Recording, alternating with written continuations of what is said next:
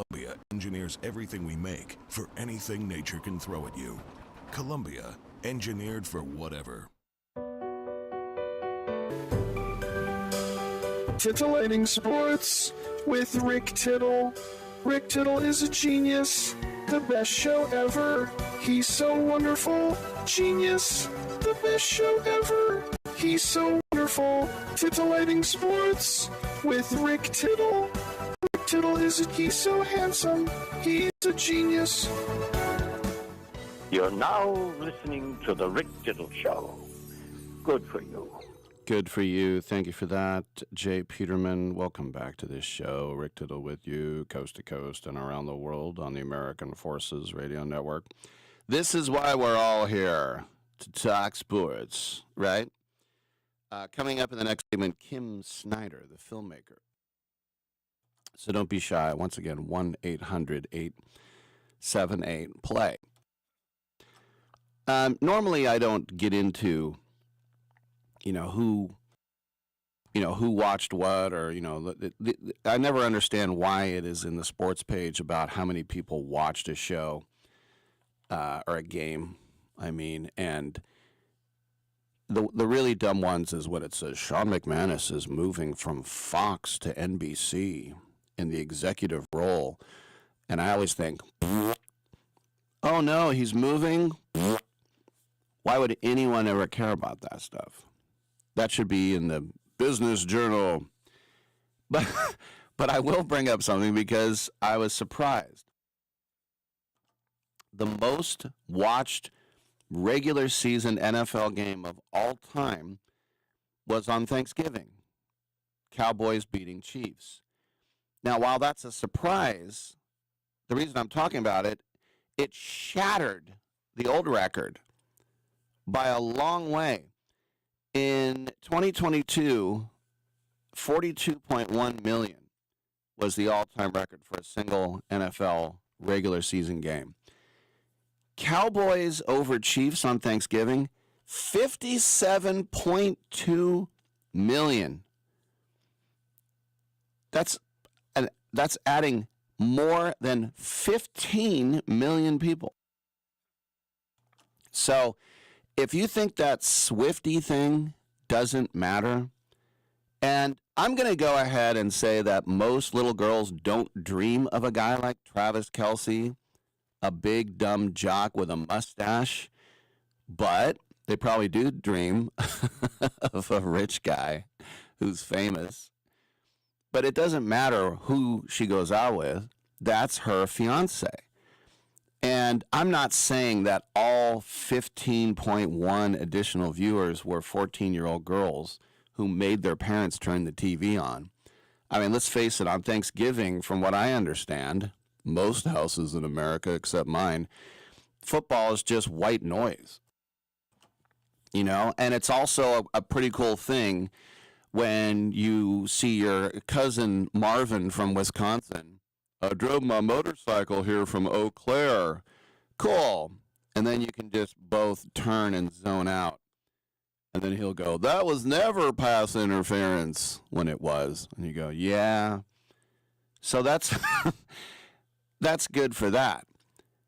But to shatter a record like that, 42 to 57 million, now look, the Cowboys are America's team, but they play on Thanksgiving every damn year. Every year. And they're not even excellent. They're Luke hot right now. All right? And so that's why you think about bringing in ancillary viewers. And I always think, look, if you like football, you're going to watch, and if you're not, you're not. The Super Bowl, half the country doesn't care. They're not watching. And it always surprised me when I meet somebody from Europe, or I'll interview somebody from England, and I'll say, oh, who's your soccer team? Oh, I don't really care about football. I'm like, oh. And then I think, what's wrong with you? It's kind of like A.J. Pierzynski, who no one liked. The Jawan Jennings of baseball. No one liked him. And I saw him interviewed one time, and a guy said, who was your NFL team growing up? He goes, I didn't have one.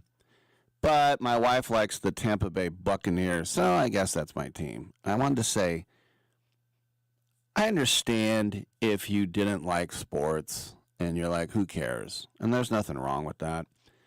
But you're a professional baseball player and you never had a team?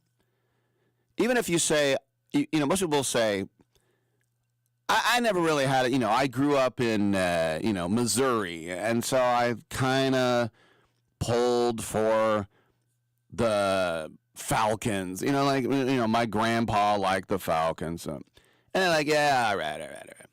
No, I never had one. So I would have thought, the Chiefs-Cowboys on Thanksgiving, is that going to be the all-time most watched game of all time? I would have said, of course not. I would think a regular season game with a lot on the line, kind of like what we have in college football. We have 1 versus 2. The two quarterbacks, Mendoza of Indiana and Sain of Ohio State, they are 1-2 in Heisman. Whoever wins this game will probably win the Heisman, and both teams are going to the playoffs no matter what, but they're going to win the Big Ten championship in Indy. And Buckeyes, Hoosier thought of that. Who's your daddy? My great-grandfather, who I lived with for a while as a kid because we moved into his house, big-ass house in El Cerrito. And his father was named George Washington Williams. How's that for a name? He was born in a log cabin in Muncie, Indiana, outside of Muncie, Indiana. He was fluent in several Native American languages, and he fought in the Civil War for the North. I'll have you know, I don't have any Johnny Reb in me, no offense. He fought for the North, the Yankees, and then he served the United States Cavalry as what was called Indian interpreter. And so with that cool-ass history with that guy, what do? I read Garden Weasel commercials and I cry about bad trades. Carrying on the great American tradition of my mom's side of the family. But my point is, does that mean I'm going to root for Indiana? No, not really. That's too much of a stretch for me. That's just really, that's really too much of a stretch. But then again, I think about some, 1600s connection to Wales, and then like if Wales plays, I don't know, Bulgarian soccer, I'm like, oh, I'm part Welsh. I'm like, I know, it's a bit weird. Anyway, getting back to the topic at hand. That game would be it. So it would be sort of like, the two most popular teams. Like if these two teams played and they both had the best record in football, it was the last game of the season, last week 29, with all the buys and extra games. And whoever won was going to get home field and like, all right. And I understand Thanksgiving, you're going to get a big number because, as I said, it's just white noise. Every Monday Night Football game is on in every bar in America.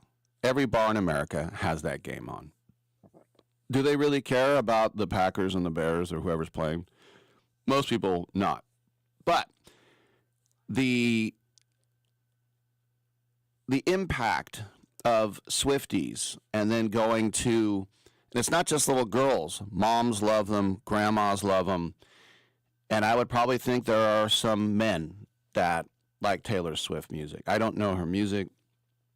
I have nothing against her. She's, as a meritocracy, she's earned every penny from being, writing her own songs and performing. And she's not just a pretty face. She's very talented. But you just think about, I never thought that it would be like this. And so once again, I'm not saying it's all Swifties, but I am saying it's hella. From 42 million to 57 million? Yeah, there's something going on there. All right, I'm Rick Tittle. We'll take a quick break and we will get on back on Sports Byline.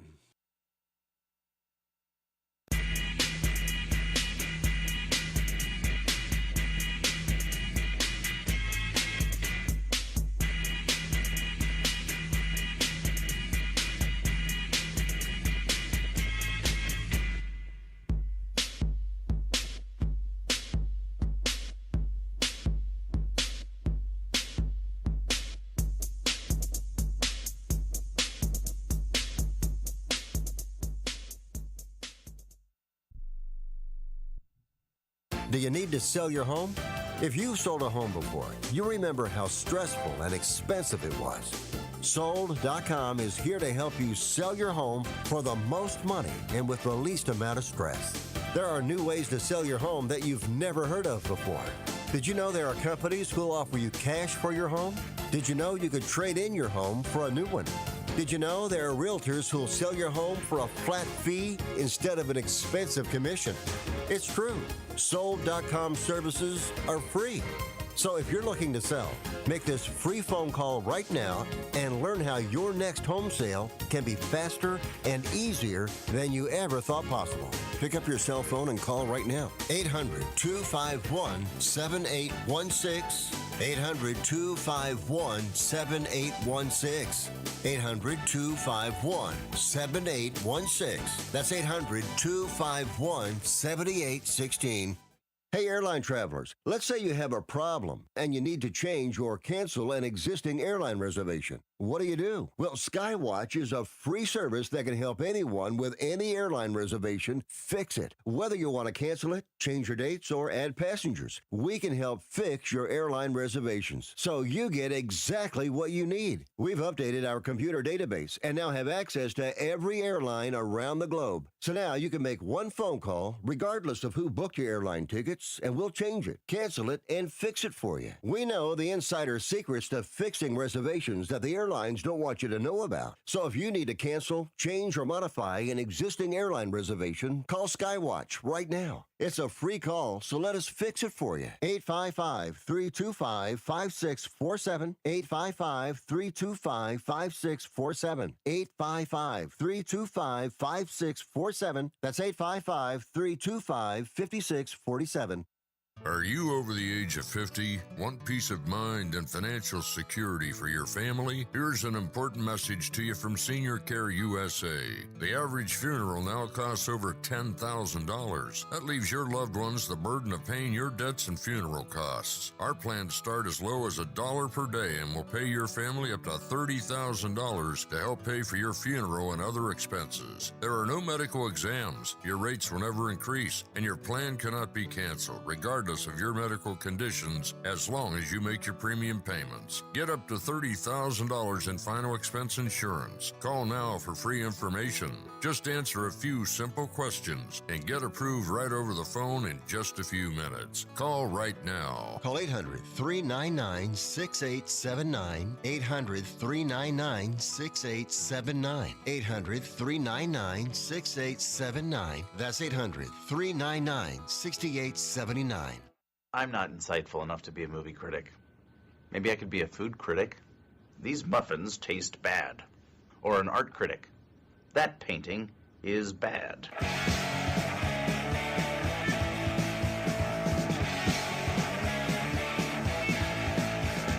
Why can't you say you talk to me? You're already thinking about someone else. When it comes home, your bed is on and I'll be gone. But I know my day will come. I know someday I'll be the only one. So now you wait for a spark. I'm so disgusted by Rick Tittle that I find him very intoxicating. I have that effect on people. Thank you very much. Welcome back to the show. Author Thomas Aiello will be joining us in the next segment, but right now we are very pleased to be joined by filmmaker Kim Snyder. And Kim Snyder is here to talk about her brand new film entitled The Librarians. And Kim has been nominated for an Academy Award. She has won a Peabody for directing and producing as well. And this is very poignant because this begins tonight at the Roxy Theater in San Francisco, and it will also be tomorrow night on the 8th. It'll be over in my neck of the woods in Elmwood in Berkeley at the Rialto Cinemas, December 9th in Sebastopol, and the Smith Raffel Film Center in Marin on December 10th. Kim, welcome to the show, and I like the fact that it's when you think about the subtitle, or I should say, this was in a review. It said a different type of superhero movie. Please tell us the gist of the whole thing here, please. Sure. I do love that characterization of it as a superhero movie because this is about everyday librarians in our country that we've been chronicling over the past 4 years who are basically under siege for doing their, I was going to say sworn, it's not like they've taken Hippocratic oath, but in some ways I do think that there, for many of them, are this implicit pledge to fight against censorship and to defend our First Amendment rights. And so we chronicled across the country librarians who have stood up, organized, refused to take certain books off the shelf that started to escalate in a profound way in the fall of 21 when we started chronicling this. And they're unsung heroes that we are really proud to have highlighted in the film. Well, in my mind, and I guess I'm naive and I don't watch the news enough, I think of book burnings being at a Nuremberg rally in 1939. But in Texas, Florida, other places, there has been a wave of banning books. Tell us a little bit more about that for people like me who are kind of shocked to find this out. Well, in the fall of 21, our story we set out to Texas when a state representative named Matt Krause issued a list of 850 books that school libraries should review with the idea of removing them from the shelves. Now, these books were almost exclusively books about race, Black history, gender, anything to do with LGBTQ plus characters in those books, anything to do with sex education, and even a lot of things that had to do with activism. What became really troubling was certain legislation that started to be put forth and passed in states like Texas and Florida that had very vague language about books that would embarrass or make kids feel uncomfortable or shame. And so there, at that point, began a escalation that we have not seen in recent history of just taking books off the shelf without the normal protocol that had been in place. There had never been a problem with, quote, parental rights, where you could challenge a book, and librarians across the nation were trained and were in a position to review these books. This was something different. They were just being taken away in ways that defy all constitutional rights. So that's what started to happen back then. And then our librarians together, we begin in the film to investigate and expose what's really underneath all of that. And probably not a shock to a lot, but it then, ties in a lot to what people have been hearing about Project 2025 and a white Christian nationalist agenda, and frankly, I think a determination to attack public education and separation of church and state. That's very well said. And the other thing is, too, this isn't some sort of thoughtful, council of people who discuss the pros and cons of, A Clockwork Orange on the mind of a youngster. This is just nearly 1,000 books. And I remember hearing, they wanted to ban one that was gay. And it's like, no, that's the Enola Gay. That's the bomber that, that bombed Hiroshima. Oh, but it's gay. No, that's someone's name. I mean, it seems like it's just this blanket thing where there was no thought put into it. It was just like this huge paintbrush that just covered up all sorts of things. It doesn't seem like there was a lot of thought put into it. Yeah, I think you're absolutely right. And the librarians who are in our film would concur that the list was confounding, and in many cases, if it weren't scary, it would be funny, in that we think there was just a lot of Google search of certain buzzwords that could turn up all kinds of crazy things. And then other things got kind of over the top with Captain Underpants, or, children's books that were, Where's Waldo? These crazy things, or last night we were in an event where one of the librarians pointed out, like, a book about a crayon, because somehow there's an idea that this is actually code or some kind of conspiracy thing to talk about gender fluidity because it's a crayon that has different colors, or it became absurd. It became kind of absurd in some instances where the dictionary, according to these criterion, would be suspect, right? So, and the Bible. So that is where we're at, and we have learned through the release of the film since its premiere at Sundance that this is affecting every state that we have been in. So lest you think this is just kind of a story of Texas and Florida, this is across the nation. And when we screen it, I think what would be even more shocking to people, aside from seeing the film and a good representation of different librarians that we profile, that this is, every screening we go to, we have librarians and teachers and people standing up and saying, this happened right down here, this is happening, the books have been taken off, there's no books on the shelf here. So it is shocking, it is happening, and we're learning that it's global. We've also screened all over Europe, where we're learning that they are vigilant and looking at the same. Just have about a minute here, so last question. A lot of companies and schools and such things, and it's both the extreme right and the extreme left, the choking conformity, and a lot of times companies will just acquiesce to say, look, you're going to take away our funding, or there's going to be jobs lost. How many of these librarians have said, look, it's not worth the fight, they're going to close down the gym if we don't get these books out, and they have to kind of just wave the white flag? Well, I think it's, if they use the guise of budgetary cuts, sometimes it's generally more blatant. It's like, we just want them gone because they are Black history and books about queer characters. They're not really making bones about it. But to your question, I think there is a chilling effect. There are lots of librarians who are just torn apart with a Sophie's choice of, do I do what is right? And what's heartening about the film, and so hopeful, I think, is that we have representation of these everyday citizens who have so much to lose. They have death threats. I mean, it's really unbelievable.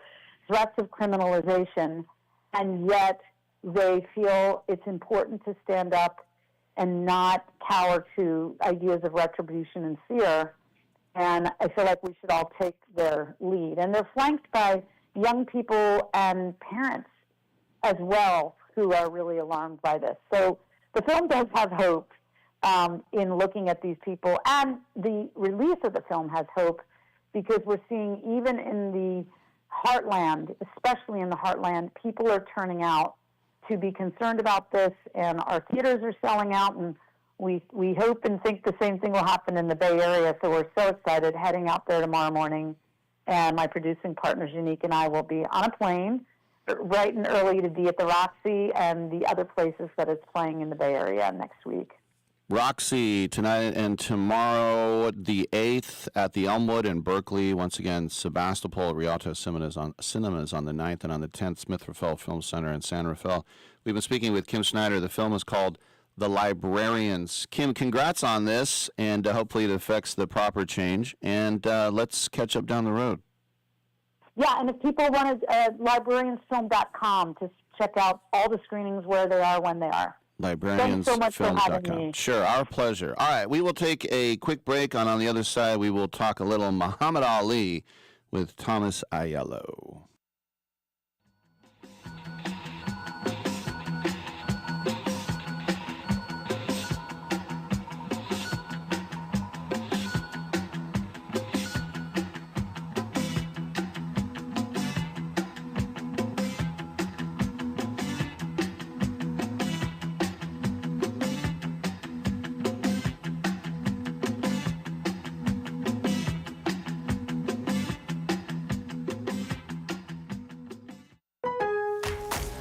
Whether you're gifting, decorating, or treating yourself, Lowe's December deal drops are here to help you save more all month long. Get up to 50% off select holiday decor. Plus, get up to 40% off select tools and accessories. Shop new December deal drops every week this month and get so much more out of your holidays. Lowe's, we help, you save. Selection varies by location while supplies last. Hello, Americans. It's Uncle Sam here. If you owe $10,000 or more in back taxes to the IRS or state, don't worry. I've got important news that may help you negotiate a lower tax bill. In today's economy, the IRS has released a variety of new rules and is offering more flexible terms to help Americans looking to settle their IRS debt. If you apply today, we may be able to lift your wage garnishments and release a freeze on your bank assets or business. Our team of tax professionals can resolve your case and stop collection actions against you. Even if you've been audited or haven't filed a return in years, they can help. Call right now and find out if you qualify to settle your IRS debt for far less than what you owe. Pick up your phone right now and call us for a free $500 IRS tax review. Don't wait. Here's the number. Call right now. 800-943-9215. 800-943-9215.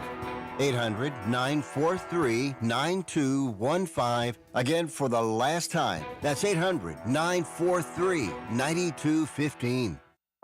Okay, let's have a little fun. Do you use the expensive blue pill to perform better? Are you thinking about it? So what if we can promise you results for less than $1 a pill? Okay, so these same pills can cost you $30 or more at a pharmacy. And our Better Blue Pill works for less than $1 a pill. You'll save $29 or more per pill. And right now, we'll give you 120 blue pills for just $99. Have a little fun and call right now. Get 120 of our Better Blue Pills for just $99. Don't overpay for the other blue pills. Call Steel Man Pills right now and get the Better Blue Pill for less than $1 a pill. Call 1-800-BUY-BLUE, 1-800-BUY-BLUE. It's easy to remember. 1-800-BUY-BLUE. That's 1-800-BUY-BLUE. And thanks for calling. Hi, I'm Kylie. I'm John. And I'm Garrison. And a little thing we love about the 30-count Chick-fil-A nuggets is sharing it in the car during the holidays. I do love that. We will pack the car with gifts. And of course, we go and pick up our family's favorite nuggets. Every nugget is tasty times quadrillion. And we get all the sides. Yeah, the ooey gooey mac and cheese is a big hit. Everyone from 1 to 116 would love Chick-fil-A's chicken nuggets. Share the nuggets, share the joy. Order the 30-count Chick-fil-A nuggets on the Chick-fil-A app. Real guests paid for their testimonials. You know, like kickboxing, that's my favorite sport. Kickboxing is great. When you think about it, it combines the style and grace of boxing with kicking.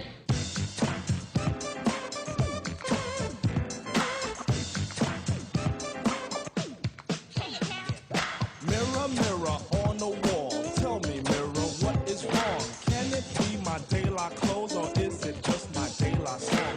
What I do ain't make-believe. People say I sit and try, but when it comes to being daylight, it's just me, myself, and I. It's just me, myself, and I. It's just me, myself, and I. It's just me, myself, and I. Rick Tittle can usually be found at He Baby Mama House. Thank you for that. Welcome back to the show. Rick Tittle with you, coast to coast and around the world on the American Forces Radio Network. There's a brand new book just out this week from University of Nebraska Press. It's entitled Return of the King, the Rebirth of Muhammad Ali and the Rise of Atlanta. And we are now joined by the author of that book, who is also a university professor, Thomas Aiello. Thomas, welcome to the show. Before we get into the book, I was just looking at your background, and I saw you teach something that I'll raise my hand and I'll say I don't know about, and that's anthrozoology. I can put those two together, but I think I might get it wrong. What is anthrozoology? Anthrozoology is the study of human-animal relationships. So I do history, but I also, which is a human phenomenon, but I also do human and animal studies as well. So that's kind of a side project. Very interesting. All right, so this Return of the King tells the story of Muhammad Ali coming back to the ring in 1970, suspended for several years because he would not go to Vietnam, and I remember the George Carlin joke, if you don't kill people, we won't let you beat people up. Right. What did he do in those, 3 years when he couldn't box? Well, he did a variety of things. He started a lecture tour around universities around the country where he got a lot of publicity. He actually performed in a Broadway show. Wow.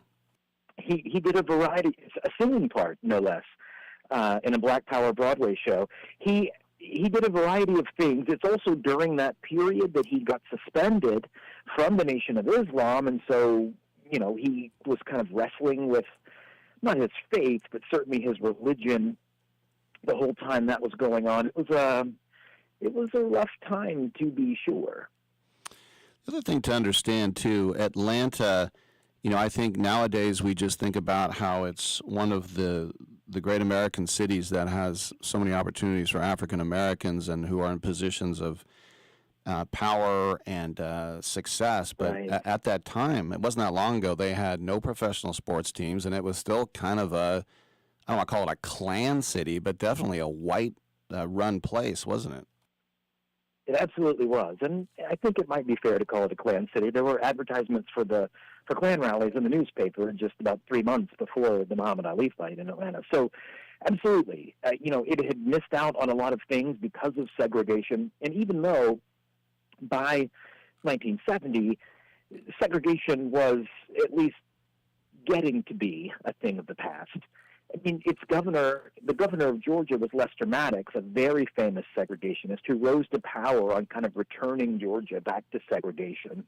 It was an odd place to bring back Muhammad Ali, especially somebody in a place not only that had segregation, but that also had a white population who very much supported Richard Nixon, who very much supported the Vietnam War, who looked askance at anything related to the Nation of Islam.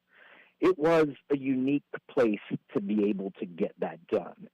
The one thing that Atlanta had, though, that made it possible was that it did have this large black population that had money. That they had Auburn Avenue, the richest black street in America.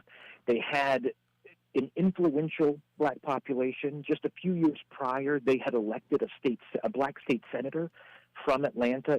He was the first black state senator in the South since Reconstruction. I mean, to give you an idea of how far this is going back, over 100 years. And they had power. They moved the needle because Atlanta grew largely based on white flight. So all of the white population moved out to the suburbs, meaning that by 1970 you had a black majority in Atlanta proper. And they were the kingmakers, and they knew that they could convince white politicians to do things for them because white politicians had to play to them to get votes. And they're going to play on that leverage to bring Muhammad Ali in for a fight. Yeah, then the Braves had white flight to Cobb County, right? I mean, oh my God, the same kind of thing.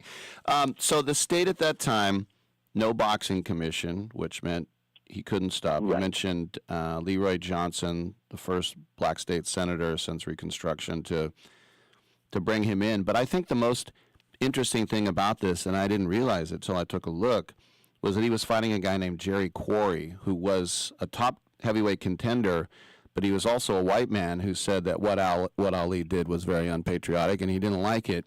And we think of the Thrill in Manila and, Right. the Rumble in the Jungle. We don't really think about this fight. No one knows who Jerry Quarry is. So this is very interesting. Right. Essentially, I mean, what they really wanted initially was Joe Frazier, because Joe Frazier had won the tournament and had taken over the title after Ali was stripped. And they wanted a fight between Ali and Frazier. That ends up happening a few months later in Madison Square Garden. That's what most people think of when they think of Ali coming back, is that first Frazier fight in New York. But since they couldn't get Frazier was committed to fighting somebody else in Detroit, they decided that the best thing to do was to play on where they were and to get a great white hope. And Jerry Quarry he was legitimate. He was in the same tournament. To get the heavyweight title, he finished as a runner-up. He was the number one ranked contender with Ring Magazine and number 3 with everybody else. I mean, he was a legitimate heavyweight, but he was also the closest thing they had to a top light heavyweight since Rocky Marciano had retired. And so they decided to bring in Quarry because they knew that the racial component of that would drive interest. And so, absolutely, they bring a white fighter. It was the first time Muhammad Ali had fought a white guy in a decade. They thought this would really kind of move the needle. And they were right. It absolutely did. And 9 minutes, right? 3 rounds. That was it. That was it. It wasn't a long fight. It wasn't that Quarry was knocked out or anything. He got a cut over his eye that they stopped the fight for. But in that 9 minutes, as short as the fight was, I mean, it had millions of people watching on closed circuit in the United States. It was the first live sporting event from the United States ever shown in the Soviet Union during the height of the Cold War. It really did drive that interest, even if the fight itself proved to be a little bit of an anticlimax. When you did the research on this, outside of what we can all find on the internet, what were some of the things that you sort of unearthed that made you raise an eyebrow or go, oh, wow?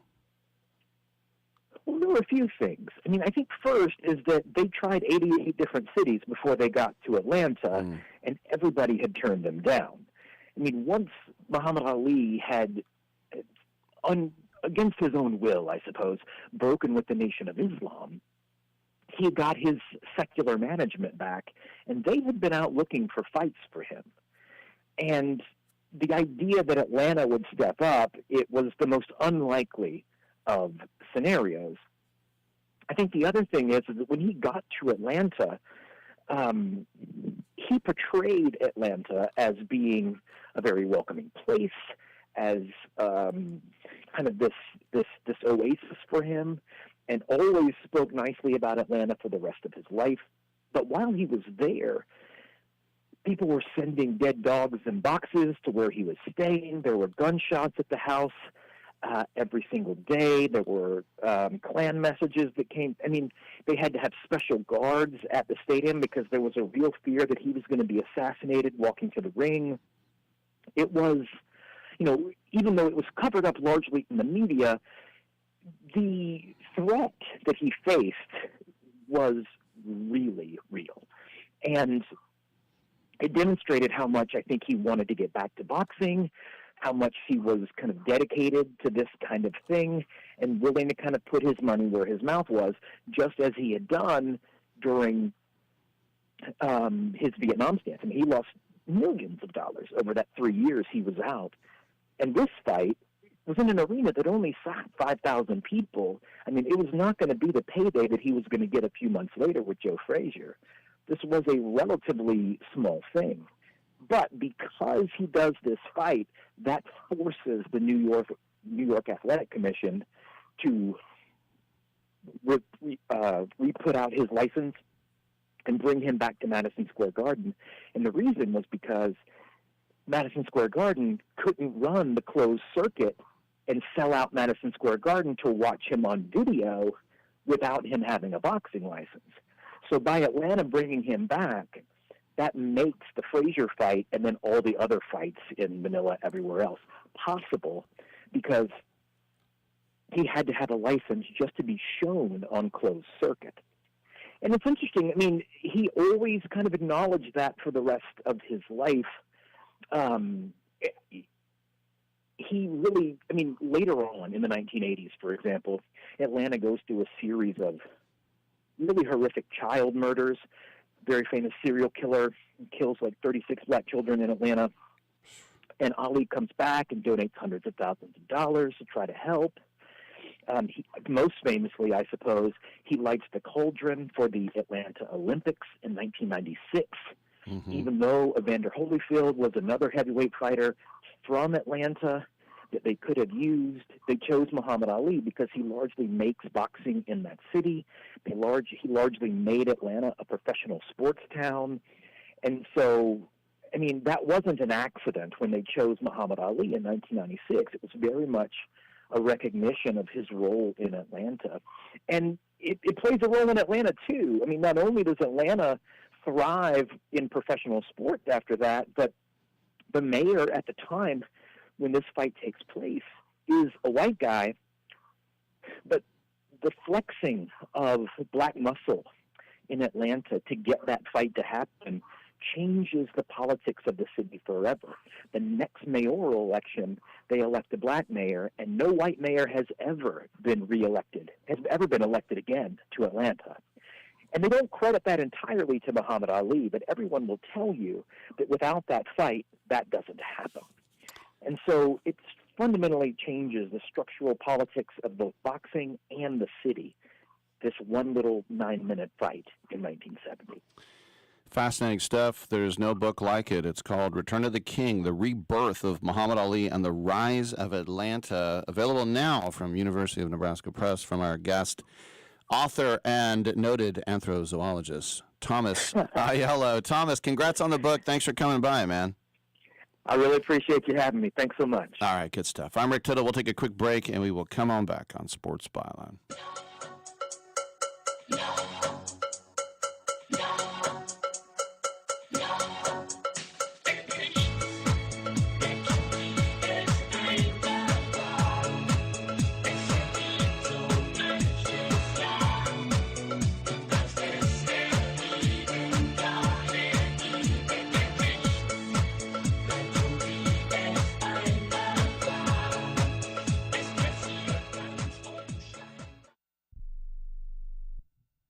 Life insurance is one of those things that just about everybody needs, but few people actually have. Hey, if you die unexpectedly without life insurance, guess what? You'll leave your family with even a bigger mess. Life insurance will help replace your family's income. It'll help cover burial expenses. Life insurance can even help pay off debt like credit cards and medical bills. Life insurance can even pay for college. And if you own a business and you die, life insurance can help your business from collapsing. It can even help cover estate taxes. Life insurance has never been more affordable and needed. Plus, you can always shop around even if you have a plan and save some money. So call the Life Insurance Quote Line right now for free pricing information. 800-915-9654.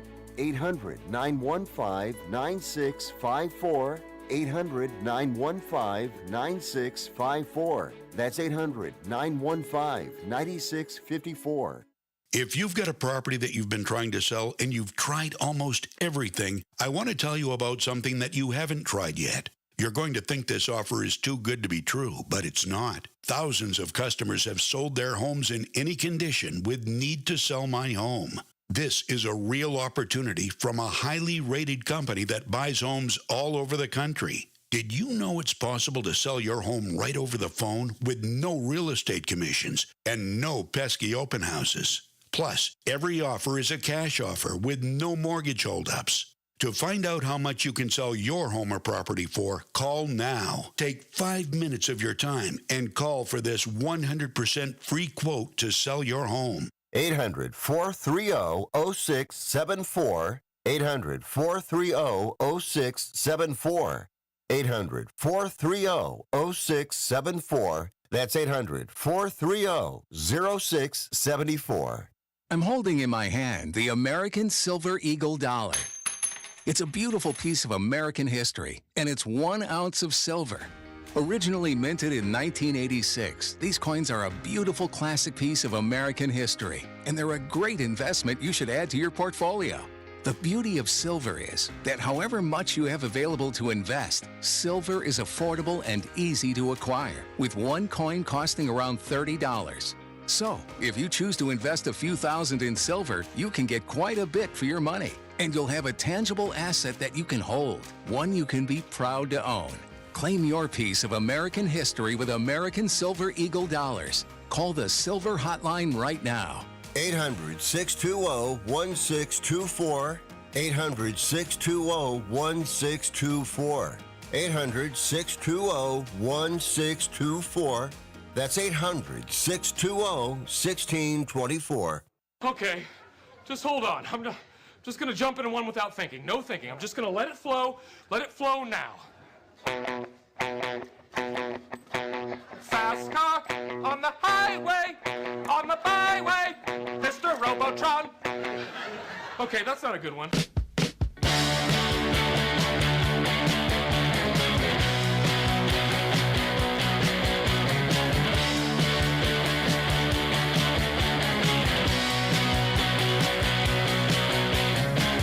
Teenage dreams so hard to beat.